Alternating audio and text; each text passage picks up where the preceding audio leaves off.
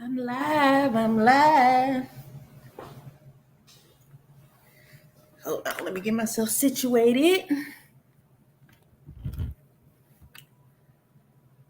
So it's me, the early bird or the late bird, however you want to call it. I have this new thing. I'm going live. And whatever comes out, comes out. Last time we talked about the hair game. I have no idea what we're going to talk about this time. Well, kind of, sort of. But I don't know where it's going to go. We talked about building. Yeah.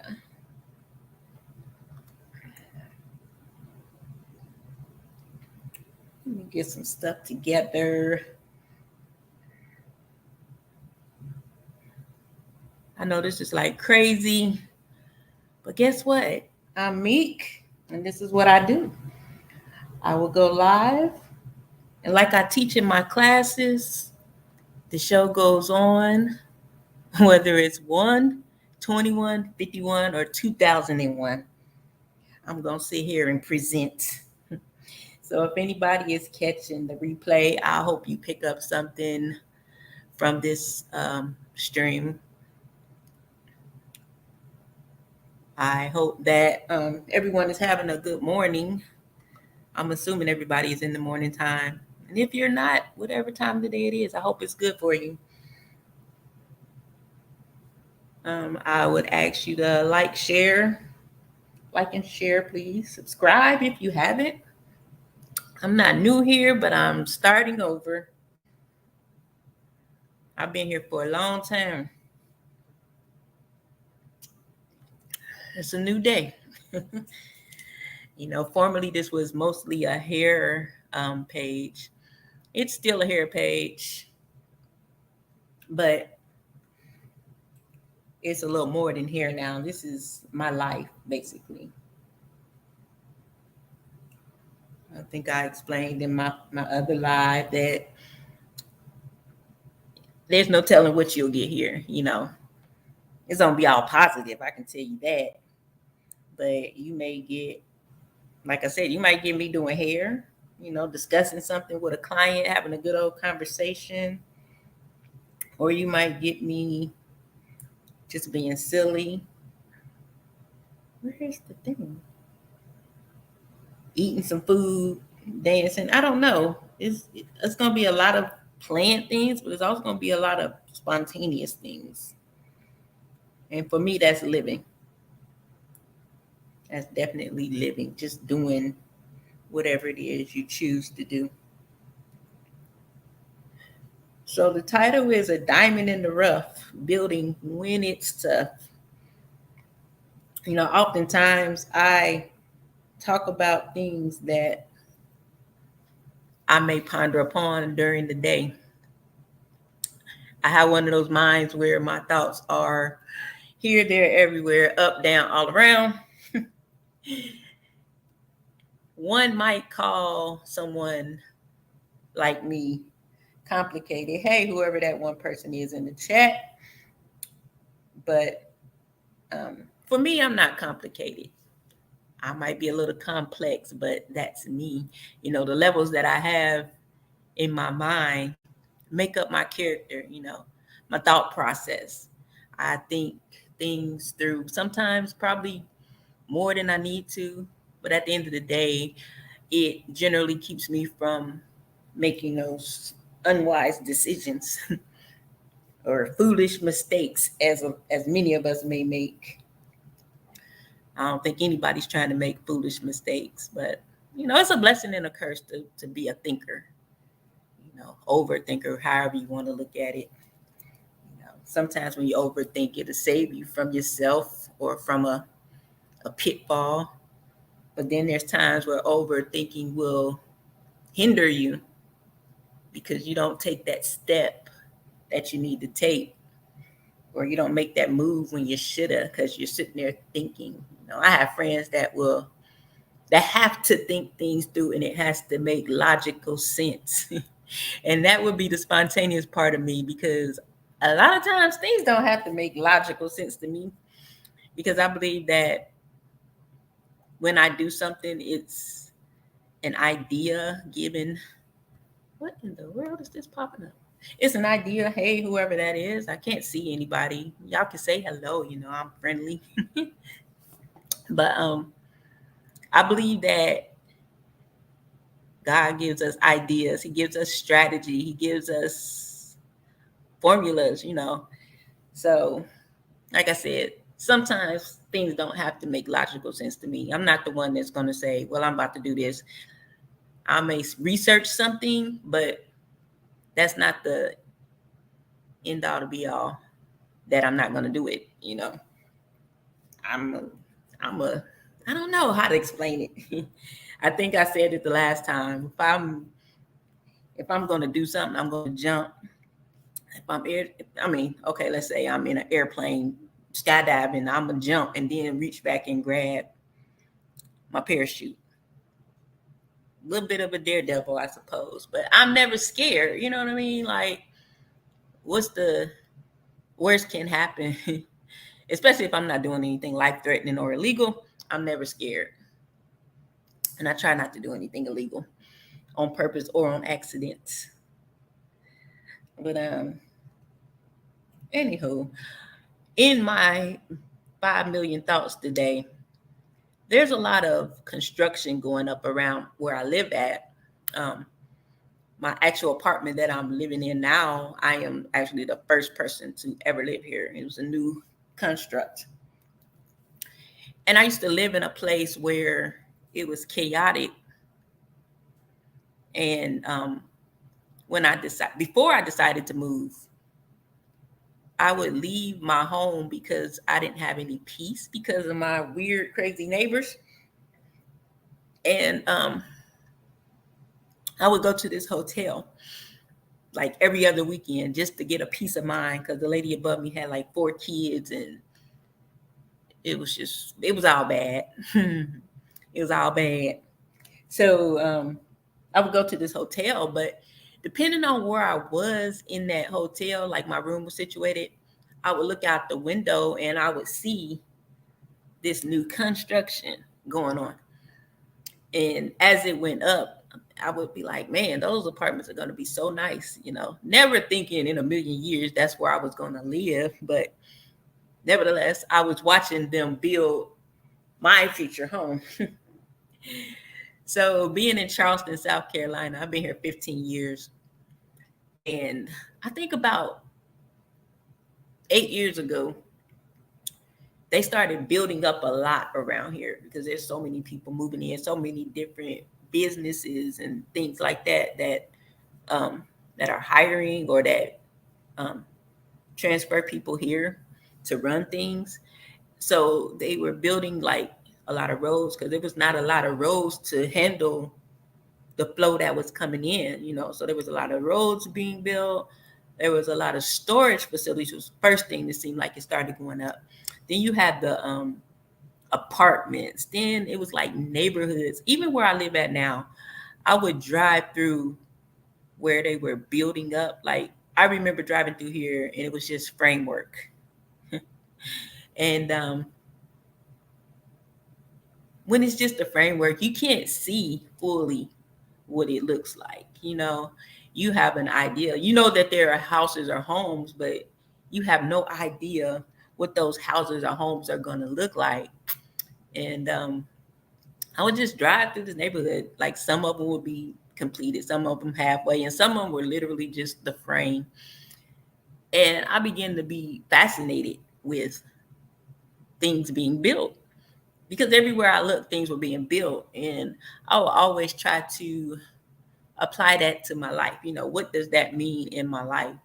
Depending on what I was doing at the time, it could have been maybe career, it could have been, I think the first time I started seeing the building of things, I was at a hair show. And they were building the Mercedes-Benz Stadium in Atlanta because the hair show was like at that, I forgot, the Georgia World Congress Center. Yeah. And I was on a break think I was pissed off at the person I was with, if I can remember correctly. But I went outside and I was literally sitting there talking to the police and watching. Why was I talking to a cop? I don't know. But man, now that I think about it, coming up, I would always talk to the cops. I'd be, never mind, drunk, coming out the club talking to the cops. Like, let me get them handcuffs. But let me get back to my story. But I was outside and I was watching. They were building that stadium at that time. And I was just looking like, man, they were so, like, the people, they were so high up. And it was just like, wow, this is interesting how this thing is going up. No, I didn't see it from the ground, as they first started. But the point that I caught it at, I mean, just to see the people up there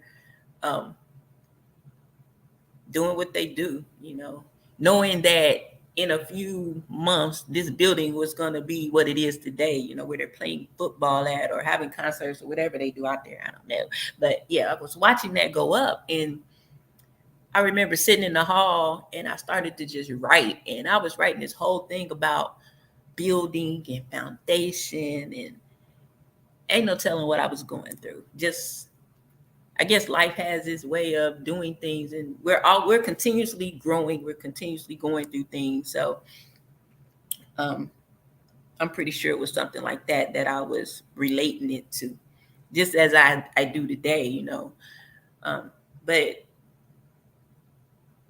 seeing my building where I am now go up, and then when I finally decided I have to get the hell out of this apartment because I'm going to go crazy, I honestly think I have PTSD because, like, even being here now, if I hear somebody just bump the floor, I'm like, oh, it drives me crazy. But I never would have thought I'd be living here. I remember, like I said, I would drive through here when they were building up the whole neighborhood and stuff. And when they first built this area, it was one set of apartments, which are across the street from me. And there's this, let me see, what would I call it? Like a little, it's not a plaza, but it's like a little, dang, I don't usually know the word. It's just a little area where you got like food, restaurants, and shops. And I remember saying, like, man, I would like to live right there and come out here and walk around like my lighter-skinned cousins rather. And just, I don't know, the whole setup was just dope to me, where you can come out your apartment and have restaurants and things like that, just readily at hand to go and participate in. And fast forwarding, I can literally walk down there now. But at that time, I was saying, but I know this is too rich for my blood. I didn't never imagine myself living in this area because it is expensive. It's high price. I guess it would be more of like a new development, a whole new city in a sense. They're actually building a downtown now in this area, and there's going to be a whole bunch of other shops and things that are like right pretty much across the street, around the corner, whatever you want to call it. But even now, as I watch things go up, like I said, I wouldn't have never thought I'd be living here because in my mind, I can't afford it, and I think that statement right there alone will block a person's process. It will hinder you because your mindset is already defeated in a sense, so as you're building something or trying to get ready to start something, to have that mindset of I can't do that right there, it ain't necessarily that you don't believe you can do it, you don't believe you can afford it, and so I just didn't even think about it no more. But here I am living in a brand new apartment. Honestly, I ain't say I couldn't afford it. I just applied online, got approved. Then I drove up here while they were still building them. I sat outside my car and I said, all right, God, I know you're going to pay for this because So I've been here a year, and yeah, he knew. But as it relates to building, let me get into my spiel. A lot of times while we're building something or we're trying to reach a goal, there's a lot of pressure that we are under to make sure we get to that expected end, to see our work come to fruition. We a lot of times we put in blood, sweat, and tears for things and then give up right at the end or get discouraged because maybe it didn't go the way that you thought, and you should start over, but maybe you don't. What I've come to realize, just in even starting businesses, um, building clientele, anything that you set out to do, I don't care what business it is or any kind of changes that you have that you're making in your life, in addition, making an addition to your life to better it, there's always going to be pressure. And that's why in my description, I posed the question, they say pressure busts pipes, but it also produces diamonds. Will you flood out and give up as a pipe, or will you push through and shine bright, come out like a diamond? Something so precious and valuable, something all people, well, not all people, many people love. So I put myself in that thought process of what does it mean to build, and the thing that came to mind was literally a building. There's steps to building a building. I'm not a construction worker or architect or anything, but there's a few steps that they take in building a home or a building or what have you. And I know that when I always would think of building, the first thing I would think about was the foundation. And I never really looked into any other part of it. It's like the foundation got to be right, period. If the foundation ain't right, we know those things. If the foundation of a thing is not right, it's surely to fall, whether it's going to sink, whether it's going to crumble, whatever the case, you can build something on a faulty foundation and everything shift at the bottom and your whole structure goes down. So I think as it applies to, building, when you're building, I did a little bit of research. I ain't do such a deep dive, but I did a little research, and there's parts to building. You have your planning that you have to do. You have to get your permits, your permission, your permits to do things. You got to prep the site. Then you go into your foundation. Like I said, I always thought about the foundation first. I never thought about the process from the beginning. No, you don't just get up one day and say, you know what, I'm gonna throw down this foundation and I'm gonna snap all this stuff up and now I got me a house. There's levels to it. There's steps to it that you have to take to get your structure up, fully functioning and strong, unwavering. So like I said, you have your planning, you got your permits, you got to prep your site, then you have to build the foundation. Then they have what they call superstructure construction. And that's like your whole building, you know what I mean? Your walls, your floor, your everything. Then they had something called a punch list. And I forgot exactly what that was, but I'm gonna apply it the way I need to apply it. That's your little checklist, I guess, where if anything is wrong, they find it, figure it out, and it's corrected, basically. And then you have your warranty. Yeah, you have your warranty. And that would be your I guess your security of that thing, that if something goes wrong, then you have clearance to get it corrected without cost or with little to no cost, whatever the case may be, just like you have on your car or whatever. But I'm up here acting like somebody can see me. Like, dang, I ain't got my glasses on, can't see. But yeah. So I think that for myself, I feel like in the last 10 years, I've always been in some planning stage. Like, I don't know, maybe I'm just ambitious. I want to try this. Like, I had 2 salons before. I have a online boutique, which is on hiatus right now, which will be coming back this fall. But I'm on hiatus because guess what? I'm building something else now. And it's not like ADD type hiatus. It's when I look at this building process, even with my online boutique, I don't even know if the foundation right, but hey, I got clothes in there that need to sell. And so I'm going to go back and put in the steps that I need to build it up stronger so it'll have the reach and the wherewithal to actually generate an income and provide for my beautiful sisters. But, now I'm in a space of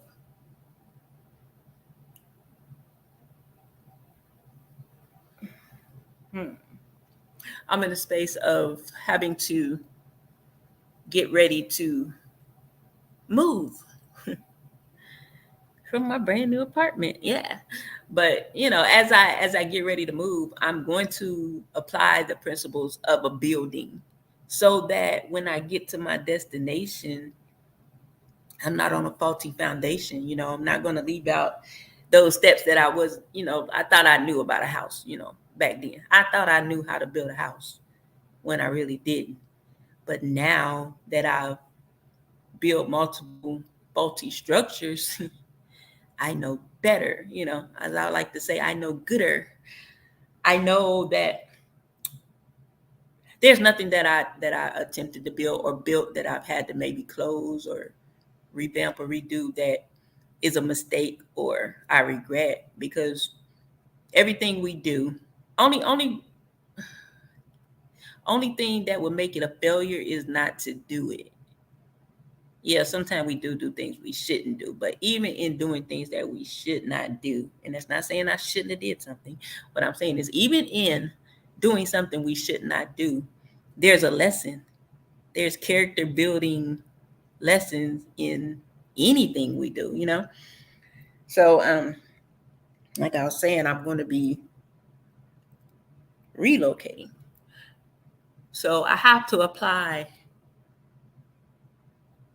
the building principles so that I have a sound structure when I touch down. Because when your sister, when we touch down, touching down running, I'm touching down running. I inherited the hustle from my mom. God bless, God bless the dead. My mom was I would call her a super hustler, super trapper, whatever you want to call it, however you want to apply it, whatever walk of life she was the bomb. My mama, she taught me so much as far as how to maintain or how to just go get it. I ain't never had a problem of going to get it. But I think that my biggest thing was, yeah, I knew how to get it, but for so long I didn't know what to do with it. So therefore a lot went through my hands. Had I been who I am now back then, man, I can't even imagine. But I think that everything goes the way it's supposed to. We're all on a journey to get to a certain place, and there's steps that we're going to take. Yeah, we may take a wrong turn, but even when we get off track and get back on track, we still going to the same destination. So yeah, she taught me a lot. My mama didn't even really work much. My daddy held it down, but she still had her hustle. Regardless of what he was bringing in, she had a hustle. I ain't gonna go into her hustle too much, but yeah, she was a hustler. She knew how to get that bread, and I think I honestly inherited that from her. There's not a moment that yeah, I'll have a need and I may be in a deficit at some time, but my wheels will turn and I get it done, so I don't fear not having any money. I don't fear not being able to get it. If one thing don't work, you do the other thing. That's how I look at it. I think that, they say we're supposed to have multiple streams of income anyway. So that's what I do. I create avenues for me, like this week, at my salon where I work at, the water heater went out suddenly, which means I couldn't work. It happened maybe Tuesday. I couldn't work from Tuesday until it just got fixed. And yeah, that pissed me off. Not at the person, the owner, but just the fact that, you got work to do and then all of a sudden you can't work. Like, what the hell is going on, man? So, but what did I do? I kicked into my natural born hustler. Hey, wait a minute. Let me go get my stuff. I can allow these couple ladies to come to the house because I love doing hair in the house. I do not like it at all. I don't even like people to know where I live at. But got to make that money, especially when something like that happens at this critical time of the month, the first of the month.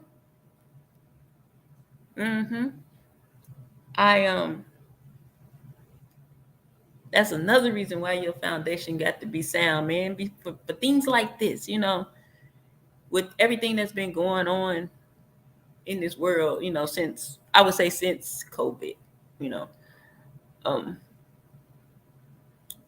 I don't think, well, I know no one was prepared for that. And it's easy to say, oh, you're supposed to have 6 months rent in the bank and this and this and that. Man, I mean, woo, God bless the person that got it. But guess what? Most of us don't. And a lot of them people to be saying they got it like that be lying. I don't care what they say. But even going through that, you move different now as you build, you do think about those things because, man, things stopped. Nobody built well, I know I didn't. I didn't build to know that things could stop. Yeah, I built knowing things could go wrong, could take a different turn than I expected it to take. But I never built with the idea of the world could stop, And yeah, I wish I would have started DoorDashing back then because I'd be rich right now. I kept saying, I don't want to drive. I don't even like driving. Man, that was the dumbest mistake I could have made. Promise, man. My bank account would have been lit. That's all I know because, man, whoo. Anyway, let me get back to topic. So, as I was saying, as I prepare to make my move, I see now where foundation isn't the first step. There's things you have to do before that. I guess you could say it's part of the foundation, but it's not the foundation. And the first part is the planning. If we don't plan things out, you will possibly miss steps.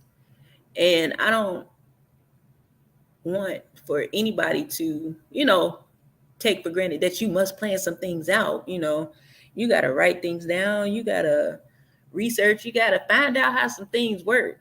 For me, my foundation is figuring out how to connect with people in a new place that don't know me at all. Learning about how this new city is set up, things that are different from here, like what about the tax things, all this stuff I need to know before I get to this place, So my thing is, in my planning stage, what I'm doing is, that's what I'll do. I'll just give y'all my rundown of how I'm starting. We'll give a little start to what I'm doing as far as building to get ready to get to the next place. In my planning stage, what I'm doing is, well, the first thing was selecting where I'm going, and my selection was based upon me being in a place for 15 years now, not having no immediate family here, or anybody that I'm close to. I've met many people that I became close to, but I don't have any family here, you know. So if I get in a fight, I can't call my cousins. You know, you just need, sometimes you need that connection, you know. And I have some amazing people here. I have people that are like family, but I think that lately I just been like, man, I need to be with my people, you know. And my family is in Ohio. Jamaica, hermeekness is not going back there because she'll be a drunk. But I decided to go and move where my best friend lives. You know, that's my sister. If I can't get to my immediate family, she's next in line, you know. And I think that a part of this is that just as much as I need her, she needs me. So the first part of my planning is I had to figure out where I was going. So I did that. Now it's like, okay, how do you get these people to know who you are? How do you make an impression in a place that you've never lived? Yeah, I visited, but I don't know anybody but her there. So how do I make my impression? And that's where I go back to my basics with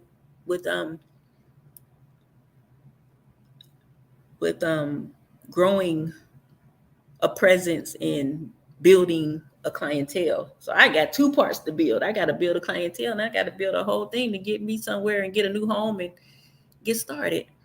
And it's so ironic because if you pay attention when you're doing something, especially in the planning stages, things seem to fall into your lap. You know, I was sitting there one day and an old client of mine, she's part of a networking, I guess it's like a site, like a sort of like another form of social media. It's kind of like a LinkedIn, but it's not LinkedIn. It's called Aligned, I think. Yeah. And what she did was she sent me like a suggestion or something like that, whatever it's called.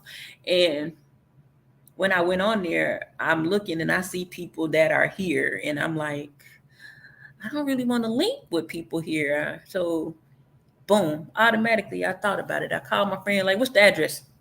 I put her address in, and what did that do? It put me in the network of the place I'm going.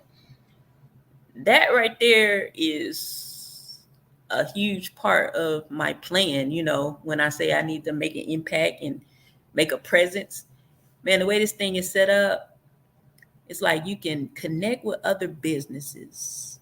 This is all in planning, you know, in part of building. You can connect with other businesses. You select what businesses that you would, your ideal business to connect with. And what you guys do is you connect with each other, and then there may be somebody in your business that need my service and vice versa. And you can like make recommendations and refer each other to different people. And my mind said, okay, I'm going to, of course, put in hairstylists, barbers, salons, all the things that apply to me. But then I have to put in things that could generate people. So I put in things like realtors.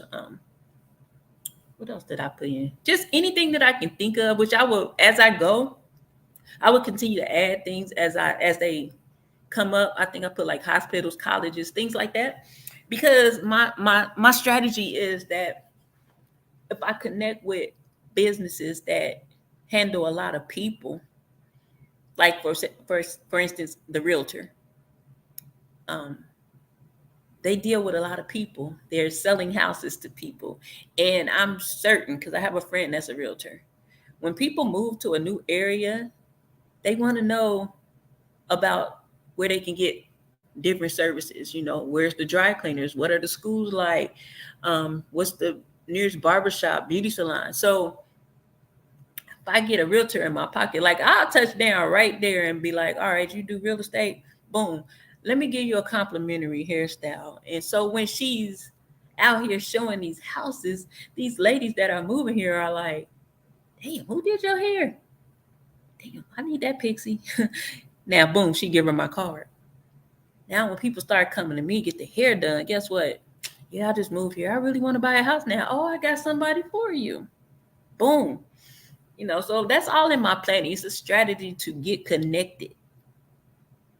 Yeah, that's the first part in my planning is to get connected. So far on this site, you can connect with people. You pick the people that you would like to link up with. And then like people can recommend you. Now, mind you, I just got on this thing. So I have people that have recommended me.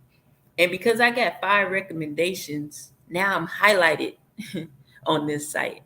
Like I said, things happen for a reason. It's mighty funny that I need to make a presence known, an impact in a city that I've never lived in. And then this miraculously pops up. Thank God my brain was thinking to put that address in to put me into that network. And I really would like to know who the one person is watching me, and I'm okay with who you are. Just say hi, because I'm sitting here looking at this number 1, like, who is this person? Hi. But yeah. So also on the site, you can, and I'm going to put this site inside of my description when I get done, because I think it's a helpful tool for anybody that's a business person, or if you're looking for goods and services. But also on the site, they have a advice section, and you can basically ask questions and different people will answer. And it's kind of like sharing your perspective or something. 2 heads are better than 1, 3, 4, 5. You can get great ideas from other people, especially people who may have gone forward and did it before, or people that are already established in the area that know what it takes to get to the next space. So I'm able to ask a question, and then also put in there, hey, and if anybody is an owner of a salon, do you have space, or whatever the case. I forgot how I wrote it, but yeah, I did that. Then you have, like I said, you have the recommendations. They can recommend you, you can recommend them. And I love, the one thing I love about this thing is every day they challenge you to make 5 connections. And Meek is killing it, because I be getting my 5 connections in record-breaking time. You hear me? I have to sit here and tell myself I'm dope sometimes, because I don't care what nobody else think. I am dope. Good morning, whoever just came in. If you're gonna stay or go, hi, how you doing? But yeah. So then the other part that was cool is because it'll pop up and say, well, you're connected with this person and this person. They both have the same businesses that they would like to be linked to, or they both have a service that each one would need. So I'm able to then introduce them in a sense without even talking or picking up a phone call or anything. I'm like, man, this thing right here is killing my planning part, because this is just the first part of my planning. And also, let me see, what else does it do? So basically, I've linked up with fellow stylists. I've linked up with realtors. Even they have like groups also that you can join. So there was like, I joined a women's group. I think they actually had a Black women's group that you can join, Black women business group. And it was another women's group. And then they had a salon group where they're actually I'm going to be a part of a webinar next week where they're talking about strategies for building clientele and things. I feel like I can learn from anybody, whether it's learn what to do or what not to do. I'm going to take in everything that I can take in and do what I need to do. Also, y'all, I did because I was very active on the site. I got selected to get, and you can have it for free, and there's like 5 connections per week that you get. But I went on and invested in it, so it's only like $30. But at the $30, you get like up to 40 per month. Something like that. I don't know. Whatever the case, I invested in it because it opened the door to some other things in there. It wasn't just the basic part. I think with my subscription, I was able to add surrounding areas to it so that I won't just hit in that particular, area I'm moving to, but also the surrounding areas, And so because I was active, I get to have a 30-minute conversation with one of the developers of the site. Where they do that at? Where they do that at, man? I'm going to sit down and talk to one of these people, and, they're going to help me with some strategies on how to better use the app, and also get my input on things that I might like to see on the app, So that's a pretty cool thing that happened. So that's the first part of my planning, is to, ways to make my impact. I know that advertisement is going to be a huge thing. And you see how much I'm talking about planning, and I ain't even got to the foundation. But advertising is going to be a big thing. And I think that a lot of times people have gotten away. I don't know if whoever this is watching is a business owner or we want to be, but it's a lot that goes into advertising when you're trying to get your business out there, you know. Yeah, word of mouth is, they say that's the best form of advertisement, but there's no word of mouth until you actually gain some people. So I was thinking today about how social media and the digital realm has really like pushed out the good old fashioned business card, you know. And I think somebody had posed that question: do you prefer digital advertising or business cards? And I'm like, you know what? I would like to see people bring back whichever one they chose to put down. Because you have some people that say, oh, I don't do social media. Then you have some people say, girl, I don't pass out cards no more. I do social, you know. So my part of the plan for that is, yes, I'm going to use social media. Of course, I moved here based off social media. I ain't never been to Charleston before in my life.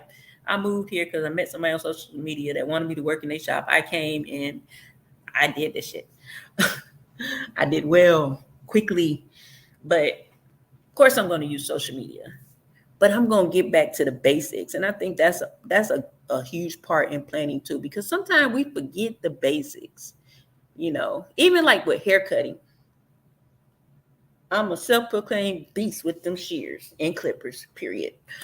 But I always remember the basics, because I think that's where your best work comes from, the basics, not the brand new things that we add and that make it so easy. You know, the basics would be having that business card and hitting the ground with your feet, walking and talking to people, you know. And I think that has been one of my weaknesses, because I don't be really liking to talk to people like that. As much as I love people, I don't be want, if that make any sense. Like somebody that can talk a whole lot, don't like talking to people sometimes. But by me going to a new place, oh, I'm gonna have to learn to like people real quick, because I don't know nobody. You know, so I see myself out there with my cards. And even when I visited a couple weeks ago, I was just looking at ladies' hair and I'm like, man, that could be my client. So I'm definitely going to implement those, you know, foundational things that we start in business doing, you know, before we got hip to all the social media and all the different ways you can advertise via phone or computer. I'm going to go back to the basics of having a couple thousand cards and setting the goal to how fast I'm going to get those cards passed out.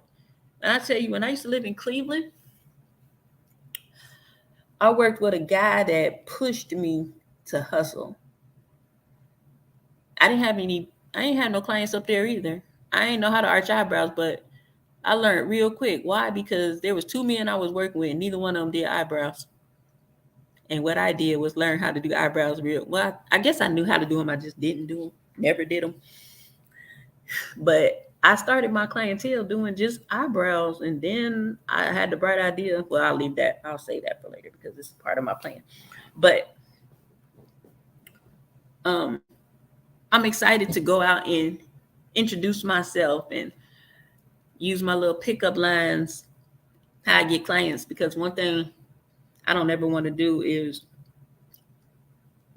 I could go up to somebody and be like, let me do your hair, girl. Or here's my car, you know. No, I want to butter her up a little bit. You know, my mentor talks about a elevator drop, envelope drop. Well, I'm talking about elevator, envelope drop. It's kind of like when you do something to cause like a little distraction or whatever, or I don't know if it's a distraction. What's the word I'm looking for? To get somebody's attention. Yeah. Like say for instance, I'm out in the store and I'm pushing my cart I might bump their cart a little bit and be like, oh my God, I'm so sorry, excuse me. You know what? Your haircut is sharp, girl. Who cut your hair? Okay. Well, I'm a stylist. My name is Jamaica Shear, and I'm new to the area. Your hair is the bomb, girl. But if your stylist is ever, sick or have to go out of town, let me give you my card, just in case. I don't never approach a person like I want to take a client. No. But I look forward to doing little things like that. Or even just, I think that with women, it's easy to do those things because we complement each other, So I would imagine that a man would have to figure out another way to, approach a potential client, Shit, I like your shoes. I don't know what the hell. I ain't never been a man before and don't plan on being one. But you know what I'm saying. But yeah, I can't wait, man. I'm just gonna be going to the store acting like I'm shopping just to talk to people and try to get me some clients.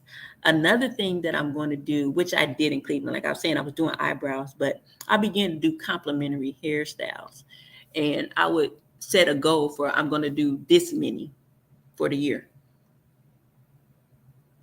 And so I would strategically pick these free hairstyles based upon what that person does for a living. It's always smart to get somebody that's around a bunch of people. So I would select like a bartender, somebody that work at a hospital, somebody that works at a bank is a good thing. Just somewhere where somebody is being seen and get their hair done, So when my work is on their head and that person walks up to the counter at the bank and say, I want to make a deposit. Oh my God, who did your hair? Boom, there's a client possibly. So you strategically, in your planning, you strategically put that in there. I'm going to give a service away. I'm going to give a product away. A lot of people don't want to give something away because they don't know the principles of sowing. Everybody think that sowing a seed means you got to give the church some money. And no, it does not mean that. Doesn't even mean that. It means that you invest into something or you give something with the expectation of something coming back. If you plant a seed in the ground for a blue flower, you plant that seed with the anticipation that a blue flower is going to bloom. There's things you got to do to that flower, huh? To that seed to get that flower. But I believe in that, You can't always just sell everything, You hear people saying things like I guess an example for me would be somebody asks how to do something. It could be a fellow stylist. How do you do those curls? It really irritates me to see stylists say stuff like, yeah, somebody inboxed me and asked me how to do X, Y, and Z. The game to be sold and not told. And I'm like, You know how much game I give up for free so that when it is time for me to sell it, they buy it? I think people mess up in that aspect. You hold something too tight, you lose it.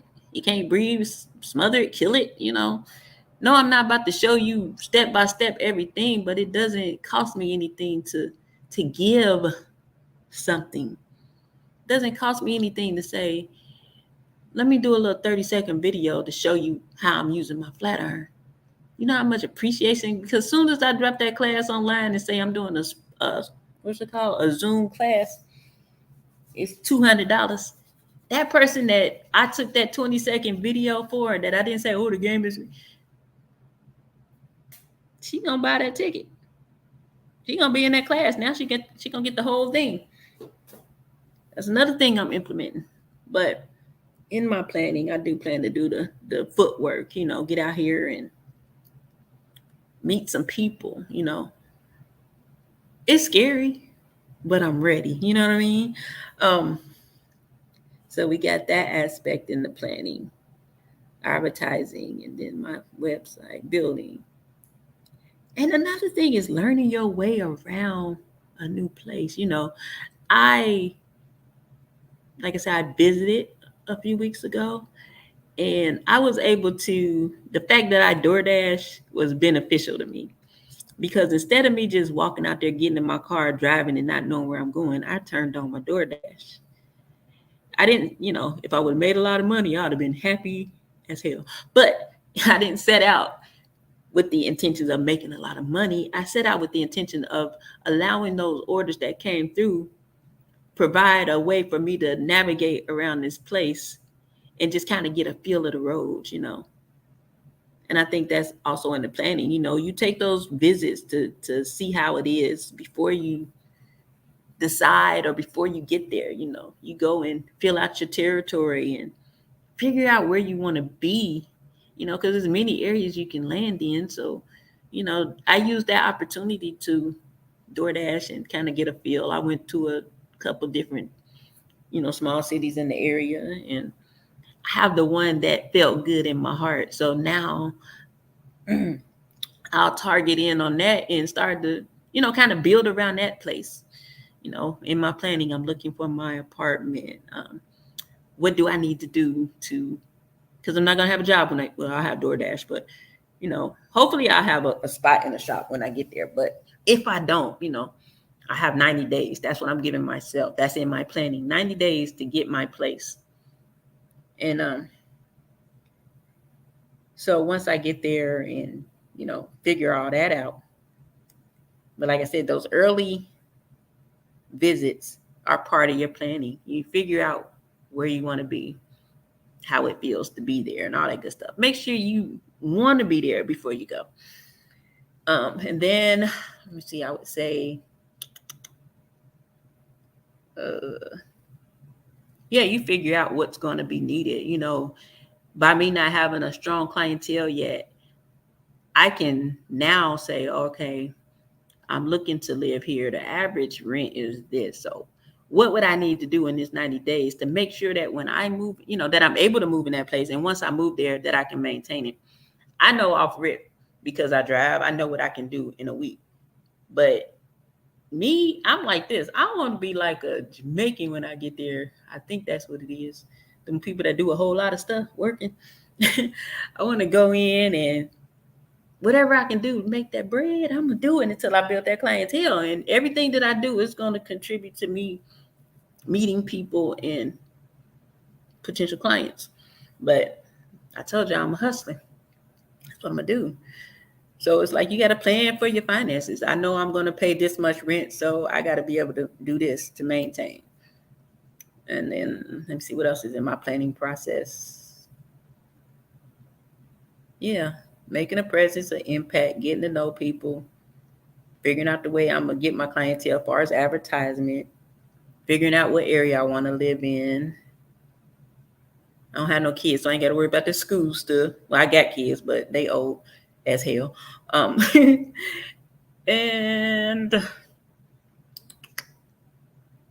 yeah, I'm going to find, in your planning, you find out what's most favorable for you. So that's that part. So then you have your permits in your building process. And I don't know how am I going to apply permits to what I'm doing? Since I'm using actual steps of building an actual building. Permits. I'm going to look at it as permission, Although we set out to, we plan to do a thing, sometimes it might be like, not yet, not now. So it's like, you want to make sure that you're seeking God for your every move, even your plans, you're seeking to have that wisdom, So, I feel I have my permission in this case. So right now it's just my permits is going to be that wisdom that is laid upon me to do what I need to do to get where I need to go and receive what I need to receive. I guess in the planning, I already done prepped the site right there, and all that planning, everything that I said in the planning stage would be prepping the site, getting it ready, in the house. That would make sure that the ground is right, making sure that the air is good. You're not going to build on some old graveyard or something. I don't know, poltergeist shit. But Now the foundation, you know what I'm saying? It's like everything that I just went over has to go on that foundation, you know. It has to be sturdy. It has to be sound, you know. You don't want to put all that planning in and then go plant yourself on something that's shaky, that ain't going to be able to withstand anything. So in my foundation, like I said, you want to, it's like where you make sure the soil is right. You don't want to put it, or the concrete, you know, are you going to use a concrete foundation? I want to use something strong. So I'm going to use God as my foundation, period. He's the person I referred to. Now I'm going to let him go before me. And he's going to set up the land. And when I get there in my territory, I can't go wrong with that foundation, you know, because I'm not building a literal house. I'm building a new life for myself. And I don't know how many people don't know, but our life be kind of messed up without God, you know. And I think it's easy when we running and doing things on our own and everything is fine. We tend to put that to the side, like we don't need it, or like he ain't responsible for our success and everything like that. You know, a lot of people believe I believe we are responsible for our success, but in the sense of, because he gives me life to do those things. I have the ability. You can have God and do nothing. He ain't gonna just push you out the door and be like, go be successful. Boom, get up. I'm gonna put you on some strings and roll you around like a puppet and make you be successful. So, you know, faith without works is dead, is what they say. So we have work, you know. God don't make you. If that's the case, he can just pour some money out the sky when you say, God, let me have some money. Pour it. Can you put it in my refrigerator in the morning? Get some cereal and $1,000. Superstructure construction. So now you got, that's the whole house, you know. You got your not your foundation, but your framework. Everything, I think that everything that is in your planning, it goes into your framework, you know. That's where your walls is going to be. That's where your ceiling is going to connect, your floor, your windows, your roofing. All that stuff goes up on that foundation. I'm building, you know. Part of my foundation is going to be my clientele. Part of my foundation is going to be my housing. Part of my foundation is going to be my means of obtaining income. Part of my foundation is going to be making new friends. Part of my foundation is going to be just everything that you need to sustain a good life, you know. One that is hopefully worry-free. You know, yeah, we're going to have bumps and bruises. I take it kindly because I feel like anything too easy, it can go all bad. You got to have some kind of pushback in life. But when you're doing it right, that pushback doesn't destroy you or throw you off your square. It teaches you. There's a quote that a guy named Stephen Chestnut says, death begins where learning ends. So I plan to learn much as I, you know, even though this is not my first rodeo, you know what I'm saying? This ain't the first time I relocated. I know what I know from the last 2 times. I'm going to carry that, but now I know other things that maybe I missed before, you know. So that's all part of my my framework too, is remembering what I've learned, remembering what worked, what didn't work, and implementing things that I might have missed before that I may have learned along the way, you know. So like if you don't continue to learn, you won't grow. You know, you can't ever be the smartest person in a room. That's the dumbest thing you could ever do because you're going to miss something. So I'm never the smartest person in the room. I'm always learning. I call my mentor. She helps me. And I ain't even told her I'm moving yet. Ain't that crazy? Because in a sense, I feel like I'm going to tell her, of course, but I feel like I need to start my building on my own and not necessarily with her input. I value her input. She gives great advice. She's a millionaire, a real one on paper, a multimillionaire. But I guess it's one of those things where you like, I have these resources, but right now I have to do it myself and use the greatest resource that I have, which is God, you know. So I don't know when to implement her, you know, but I like the way she, because of everything that she's mentored me about or with or through, this process isn't that hard, you know. I remember those things that she taught me because I'm forever learning, you know. And the sweetest part about that is when we do talk, this woman is a wealth of knowledge. She knows so much. But when we talk, she'll go silent sometime and she'll be like, I'm learning from you. Man, you know how dope that is? You know, we teach each other. You say iron sharpens iron. Yes, she's my mentor because there's a lot of things that she knows that I don't know. But that doesn't say that I don't know things that I can't teach her. You know, just because a person is a millionaire don't mean they can't learn. Just because a person is successful or knows some things you don't know don't mean you don't know nothing that they don't know. You know, you may give them a new perspective of how to look at a thing, whatever the case may be. But yeah, I'm going through by myself. There's only a select few people who even know where I'm going. Eventually y'all will know where I'm going, but hey, it makes good stories.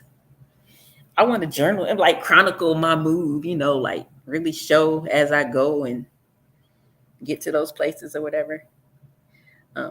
The things that I had to go through. I'll probably start recording some stuff real soon because I got like 84 days. 84 days and I'll be out of here. And the reason why I'm out of here like that is because my lease is up in 84 days. And I don't want to sign another one. They're going up $150 on my rent. And I don't plan to be here that long. So might as well just jump ship when that ends. But I think it's going to be cool to kind of just take that journey and take people along with me because there's always somebody that, like when you relocate, like I still get the question today, was you scared? How did you do it? I wish I could do it. I'm kind of scared, or, you know, what if it don't work? So I want people to see, like, this is what I'm doing. This is how you do it. You know, being an inspiration to somebody else that might be afraid to take that leap, you know, especially if they should take the leap. You know, sometimes we'll sit there so scared and don't do nothing. I ain't gonna say scared. We be fearful because I believe that it's okay to be scared. You're a human being.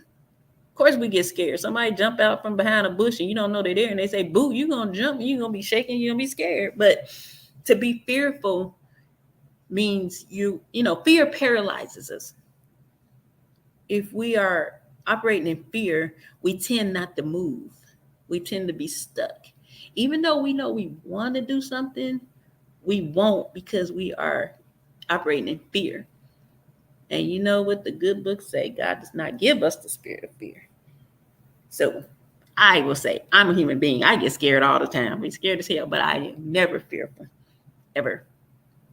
Well, I haven't been that I know of, because I feel like yeah, I'm always scared, but I ain't fearful. Not always, but I get scared, but I ain't fearful. But because I have that in my mind, as long as, you know, it's okay to be scared, as long as you keep moving, you know. You'll hear the people say the phrase, do it afraid. I believe in that. The best things come out of that thing when you scared. Because I feel like when you scared, it's something trying to stop you. You know, I believe in good and evil, and I believe that evil would try to stop you from doing something that's going to be great. You know what I mean? You know how many people probably didn't do something because they had fear? Fear is evil spirit. It's an evil spirit that'll stop you, hinder you, block you. And then you look up 10 years later and be like, dang, I should have did that. But yeah, the next part of my journey is going to be pretty cool.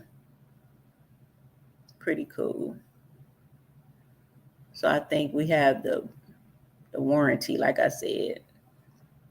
And that's your covenant, your security, your assurance. You know, by the time I get there, I will have that in place, my warranty, you know, once I get all my things transferred. And man, I was just thinking today, like, man, I'm going to have to switch doctors and get a license and all that good stuff. But yeah, in building. The foundation, you know, I just want to touch on that before I get ready to get up off of here, because I think I've been on a little bit over an hour. The synonyms for foundation, some of them. One of them was bedrock, groundwork, support, heart, root, and reason, you know, and all those words say God to me, you know, so that's why I know God is the foundation. The song says he's the strong foundation. He'll never let you down. He won't fail. He won't, you know, so that's why I won't go forward without him, but I'm excited to go with him, you know. So, you know, I don't know. I hope something I said will help somebody. I don't know if it's rambling. I will know when I listen back to myself talk. But one thing I learned, that when I start talking, regardless of what I think I'm sounding like in my head, when I listen back, I'm like, oh, that was good, Sheer. Yes, my last name is Sheer, like scissor shears.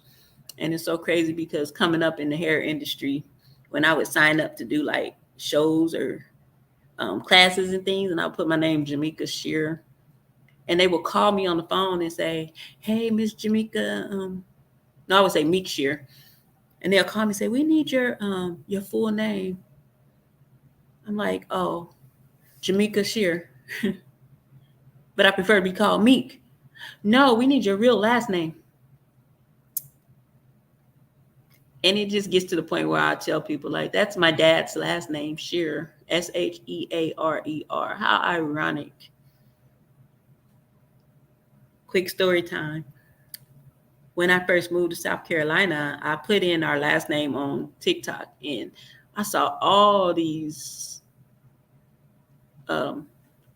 lighter skinned brothers and sisters with my last name. And I told my dad, like, oh my God, Dad, there's so many people here. He was like, you know about slavery, right? I'm like, never mind.